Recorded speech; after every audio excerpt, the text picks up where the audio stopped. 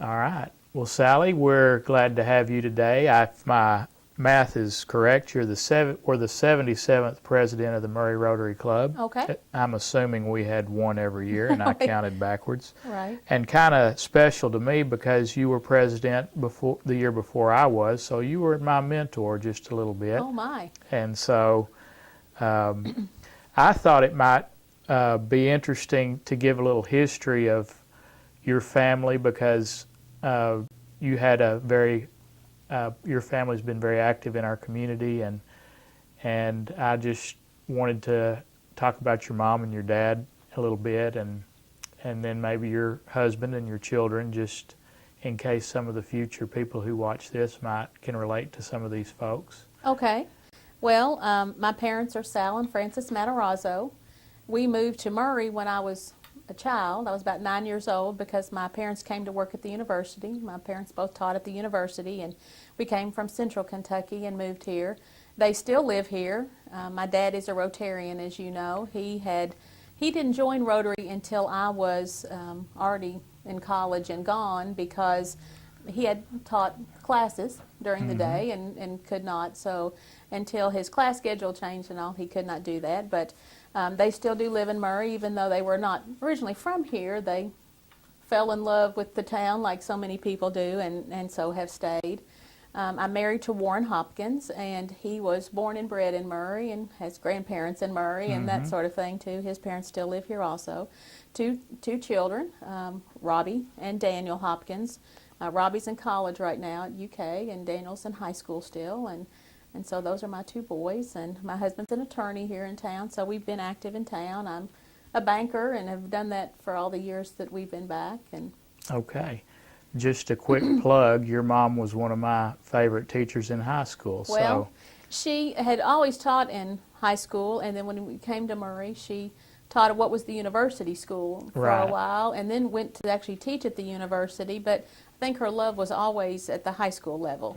So when Eli Alexander convinced her that she should come teach at Murray High, she did and taught math there for several more years. And both of my parents, I think, taught because they had the calling. You know, they talk about people being called to a profession, and they both thought that they felt teaching was a calling. Right. And, both loved it and loved the students and loved the process. So.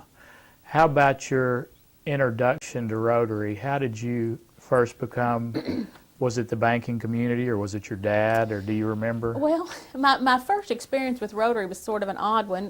After I was married, and Warren and I lived up in Covington, Kentucky, or up in that area, and he was a Rotarian for a time up in that area, and it was a club of very old men. And my husband was a young attorney who was in a law firm with an older gentleman who thought, this would be a good thing for a young professional to do. And I remember going to what they called a Rotary-Ann night at that time at night, and it was, we were probably in our mid-20s, and I was quite frightened with the crowd. But I could see the good things that they did, the kind of work that they did, and the international programs that they were involved in. So that was sort of my first flavor. But then when after we married, we were married at that time, we moved to Murray, back to Murray in 87, early part of 87, when we both took jobs here. We wanted to come home. We had children by then and felt like, let's come home with the grandparents and come back to Murray. We had always wanted to move back to Murray. Mark Blankenship, who was on the Rotary board at that time, did some work for me at the bank and all, and said, I think that you ought to come consider this. And we, as we were talking a little bit earlier, I was that was when Rotary was first open to women. Murray Rotary Club had not had any female members at all before. Some clubs internationally had just begun it, but it had not really trickled into this region. But the board at that time felt like it was time, and Mark was on the board, and he approached me. So that's sort of how the process began. Oh, that's neat. That's a good story. Thank goodness we've got women in Rotary, because we have some of our best workers, and you know that. But that kind of brought me on to another subject. Have you ever visited any other clubs?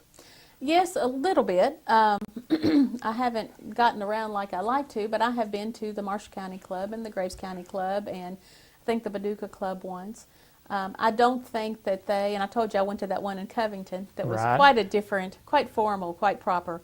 And I would call our group more irreverent. Okay. We have a lot more fun and a lot more camaraderie, excuse me, than I think that so many of them do. It is serious business, and we learn things from our programs, and we support the international and local projects, but it's a nice time to get together and sing some silly songs and kind of uplift your week. Right. I agree. We're unique from the clubs I've been to also, and that was one of the things I was hoping you would point out, was the uniqueness of our club. Did you attend Rotary Conference, District Conference, or Pets and Sets prior to your Yes, presidential? I went to a couple of different district conferences. One when I was fairly new on the board. Lee Perry, if you remember Lee, I was do. the secretary, I guess, of the club, and she and I went to Owensboro one year. And that was my first district conference, and then I went again maybe the year I was president. I may have even been to 3. I think I attended maybe one in Bowling Green or somewhere. And I also went to Pets and Sets. I don't think they call it that anymore, but I think that was the president and secretary training. Right. You got some good knowledge from that. You got some hands-on, these are the reports you better turn in every quarter or every 6 months. But then you got some good overview of Rotary's mission and what we're trying to achieve and Right. what you look for in members. And so they were good. I never got to attend an international convention. I always thought that would be interesting. Mm-hmm. Some people who I know have attended. Do you remember who by any chance? Well, I remember Rick Jones went Okay. when he was president, and he went somewhere like Ireland or Scotland, Okay. and he came back with slides and video and did a presentation to the club. And of course, Ron Churchill, when they had the centennial one, I guess went to Chicago. Right. And he came back, and there may have been others. I think Betty Boston maybe had been to one. Okay. But I always thought that would be just amazing to see the pageantry of it, if nothing else, Right. and meeting the other delegates. I always learned a lot, even at district conference. And one thing else that I thought was unique about our club is our process of developing you as an officer or a leader in the club. It's a fairly lengthy process. We had amended a little bit so it's better, but when I was on the board, and it may have been in your case too, you start at the bottom sort of the pecking order of the board of directors, and you move through the service areas, and then you become vice president and president-elect and president. But the secretary and treasurer moved in line while I was on the board, so that bumped me down. So I was actually on the board a couple of extra years while I was in succession. But you certainly learn a lot. You learn how Rotary works, how our local club works, what does and doesn't work. And I remember going to district conference, and it was a gentleman there from a small club, and he had come into Rotary the year before. I mean, within less than a year, and now he was president. And he didn't have a clue. He wasn't even hardly sure what Rotary was. He was Right. just a willing soul Uh-huh. that was willing to step up and take that charge. And I thought, oh my, Right. I don't believe I could have done that. Yeah. Do you remember at any of the conferences, maybe any of the awards? I'm going to see if you had any of the same experiences I did, but Well, we most always won the bulletin media that was award. the one thing I was mean, thinking of. you Bill can't. Phillips. Yes, Bill Phillips. You cannot beat the Rotopatter Right. that the Murray Rotary Club puts out. It is head and shoulders above anything that anybody else has. And often we won, and I sure wish I could remember. I think that we won some service project awards. When the Soapbox Derby came on, that was before my time, but it was really kind of getting up, and they sort of a year behind on their awards anyway. Right. We usually won for those kind of projects. Mm-hmm.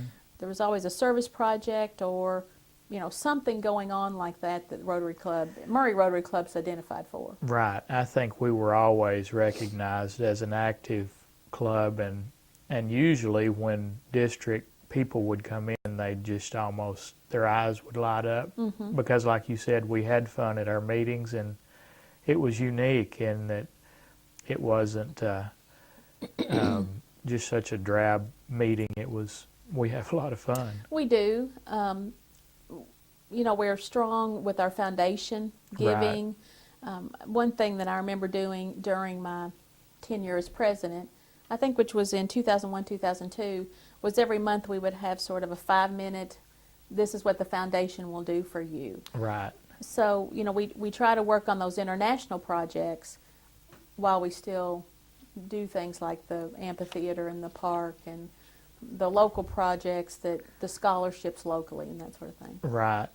I couldn't remember, we talked yesterday, I was interviewed yesterday, but about the group study exchange that came to Murray. Was that, I know it was around your time, but I don't remember exactly, and Lee Perry was instrumental in getting that, in hosting them, and Right. but we tried to put a few of those pieces together yesterday, and I just couldn't get it to come to me. It seemed like that we used to do a group study exchange almost every year, or at least every other year, that we would be hosting people. Right. All the time. I think that during my time there was one from India here, maybe. Okay. I really think that there was, because we talked about some joint ventures possibly with their club and our club, and I did correspond with their representative there for a period of time. We never worked anything concrete out, but we did email back and forth Right. some with him. But I do believe we had one during that time. And several times, of course, our club has sponsored people to the group study exchanges. Right.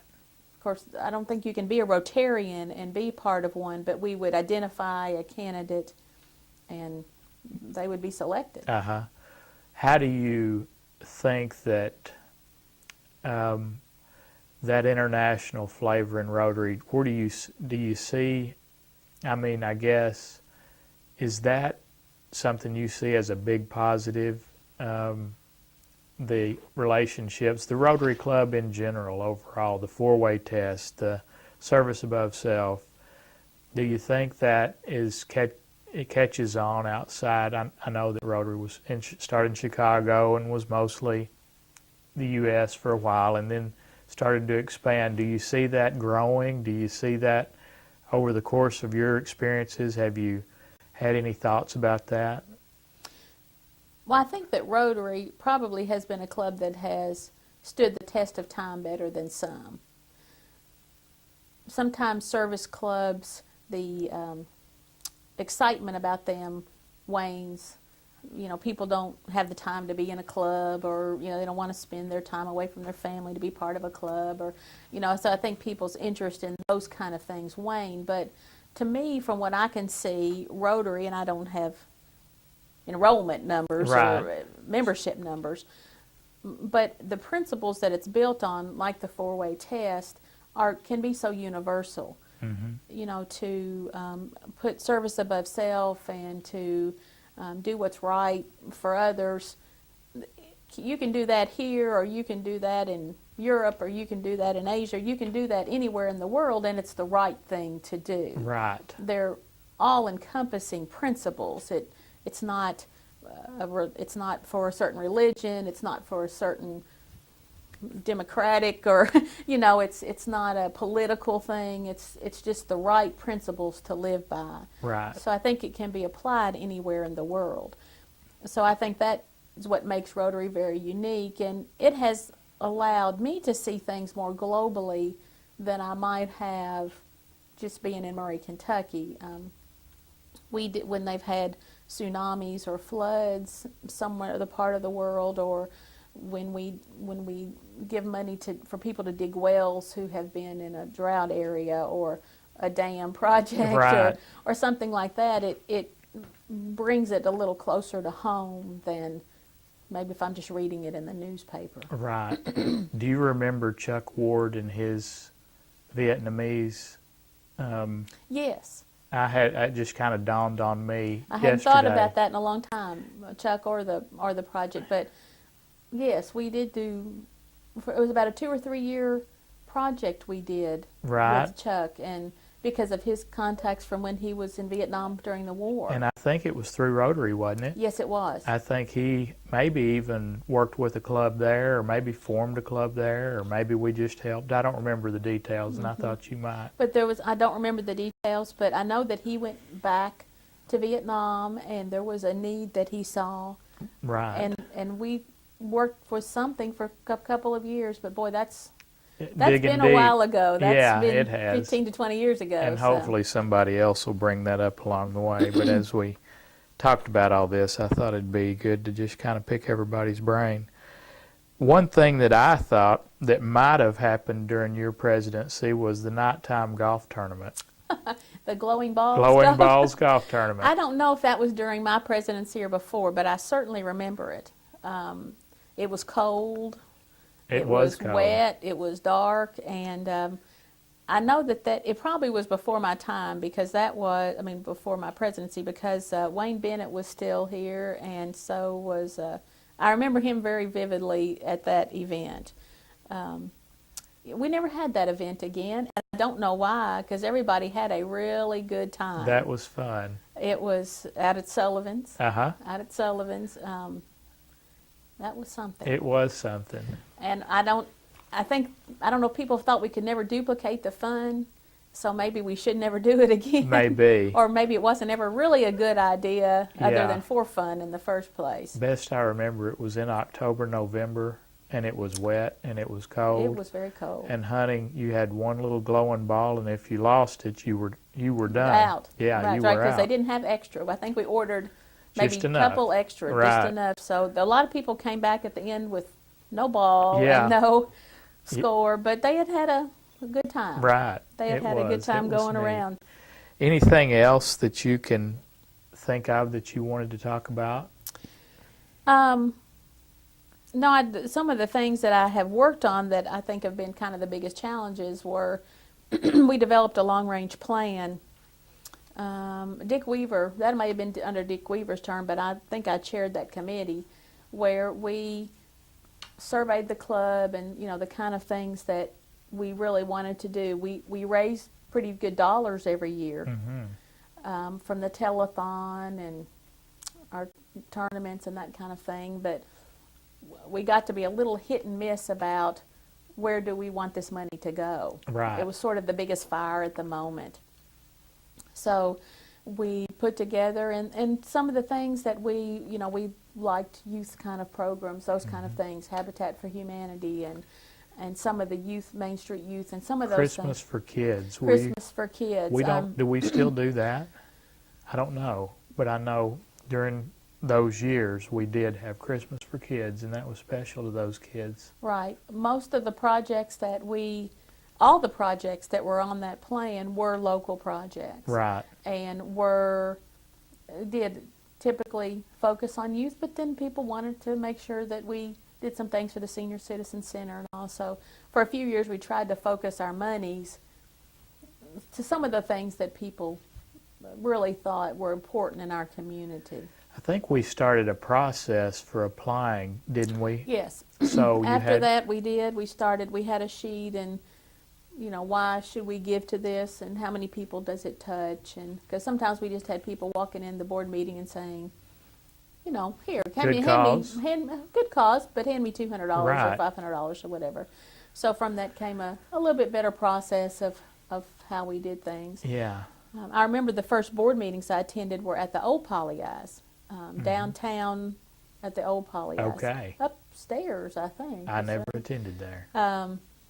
So that we have evolved, and of course, I started when we were at Seven Seas. Right. And we met out there for a long time, and Uh-huh. we thought when they closed that was going to be the end of our world. I remember Right. that the first person I remember as president when I joined the club was Dr. Carlin. He was over at Murray State, and I think he has since moved from Murray. An older gentleman, even then, but he wanted you to wear your Rotary pin. And at that time, we were at tables, long tables, maybe 6 or 8. Uh-huh. And if he would go to a table, and anybody at that table that didn't have their pin that day had to pay $1 to the scholarship fund. Okay. And he was pretty ruthless. I mean, it would be, he'd maybe go pick on 3 or 4 tables that day. Yeah. So each president sort of had their hot button maybe Right. that they wanted you to do, but he thought it was important that you wear your pin. That's neat. So he was my first president that I do remember. Okay. And I guess that was in '87, Yeah. probably, when he was there. Yeah. Well, that's a good history. Do you have anything else there that you might want to talk about? The only other thing I wanted to talk about, since I'll probably be the only female, or one of the few females, I guess we've had 2 female presidents. Right. Betty Boston was the first, and she was about 3 years maybe before I was president, or at least a couple of years. And as I said, I was in the first class of women that came into the Murray Rotary Club. And I talked to you about my dad being Rotarian, and even at the time, he had big reservations about that because he was not sure how that would be received. And I was 28 or 9 probably when I came into the club, and there was about 5 or 6 of us. And most of the members were very accepting. But there was a few, and I remember it was an older table of gentlemen. You know how we kind of cluster, even though we try not to, but some do cluster.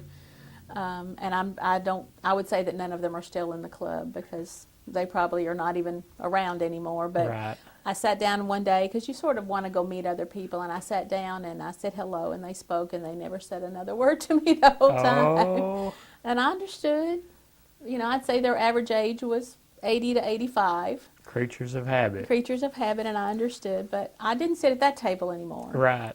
I moved on to other tables, Uh-huh. and it was fine. And since then, people have been very accepting. Oh, yeah. And it's a wonderful organization, and I've always been proud to be part of it. I think anytime you break new ground, there's always a hesitancy, but I don't even, now I'm sure worldwide it's just the way it is, and it's a great thing. It is. So that's good. Yeah. Well, all right. Go Thank ahead. you. Thank That's you, all. Sally. I'm glad you took the time to come and be interviewed. And Well, I appreciate it very for much. the future people who might view this, we say thank you.